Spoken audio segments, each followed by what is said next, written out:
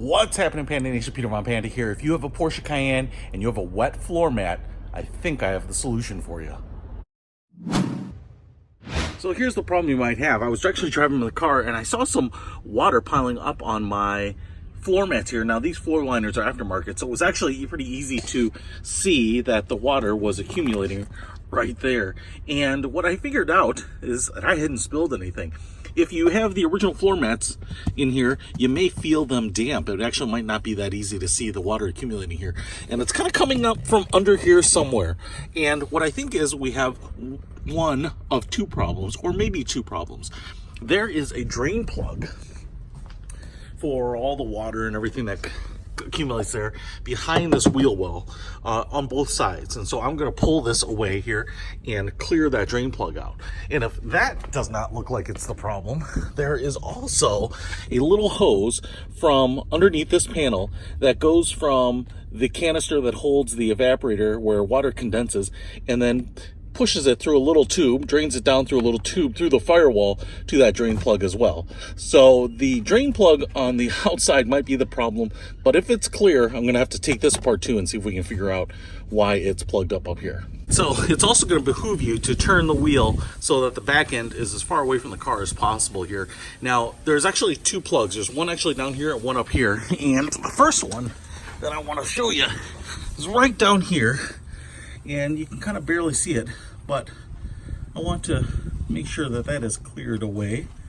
Now to pull this wheel lining away, you've got to get a couple of these bolts in there, and they are star bits. So a T25 bit is what you're going to need. Now you can use one of these hand tools if you have it, or a socket and a T25 Torx bit. Move the one here. There's also one right up here that's kind of facing inward. And then there's also, I think it's a 10 millimeter piece right there that you also want to remove. I think that's going to make it easier to get behind this wheel lining. Man, this wheel lining is not as flexible as I thought. So I ended up having to take out another screw down underneath here that holds it to the bottom. I took out the one here in the back and then one up here at the corner, and that seems to allow me now more flexibility to kind of pull this away. I can see the drain plug piece up at the top here. Looks like a little star piece, and you can kind of pull this out and push back in. I'm going to pull it out, and that looks actually pretty clear. Just feel around in there. So I don't think that's the big problem. Now it's also possible that this was plugged up with like leaves and things and now is free of that. And so I haven't noticed the problem with water accumulation in the past few days, so it may have kind of solved itself. But because this outer piece here isn't the problem, I'm going to take a look inside. All right, got everything reassembled out here, and since the outside looks okay, and what I'm going to do is go ahead and check underneath here. Now, what you can see is we've got this little covering down here, and we need to remove that. And as far as I can tell, looks like there's at least one bolt right up here, and that is a T15. So you're going to need to remove that, and hopefully this thing will drop out. Panel pulls down, there's just a clip here and a clip there, so you just have to pull straight down. And then there's this interior light, so I'm going to go ahead and disconnect that because I'm going to get this panel out of the way, and these two. And now that I got this panel out of the way, you can see what I was talking about. Right up here we have this little plastic channel, and this is the box that holds the evaporator, I believe. And you can see it right in here. I can actually see it. This rubber piece here is wet, and so that is where the water is backing up. But you're gonna have to pull this away because the hard plastic isn't gonna move. But my guess is if I pull this away, we're gonna have water dropping out of here. And what I'm gonna have to do is probably use a screwdriver and kind of push through any clogs or anything that are in there. Ooh, look at that. Yeah, that's definitely where it's coming from. So let's get this thing pulled away and fixed. Ooh, lots of water came out of here, so I would strongly recommend having like a bucket or a towel at the very least.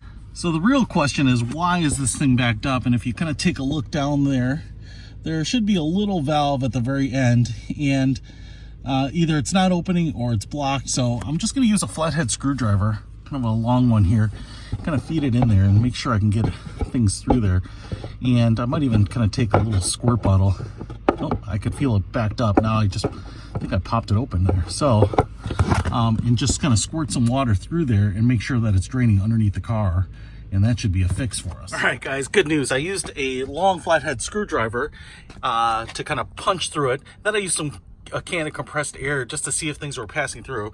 And then, very ghetto, I used a hose on stream to kind of spray some water in there. And the great thing is, it is dripping out of the bottom. Let me see if I can prove it to you. So spraying water in there.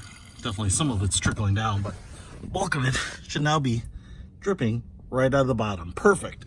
That means I got this thing fixed. Now all I've got to do is reverse it. Gonna get this back onto the plastic pipe here, close everything back up, and that is a fix. So if you have a Porsche Cayenne and your passenger side floor mat is getting wet, this may be the process you want to go through. Check it out. I also put links to the tools if you need them in the description below. Peter von Panda out.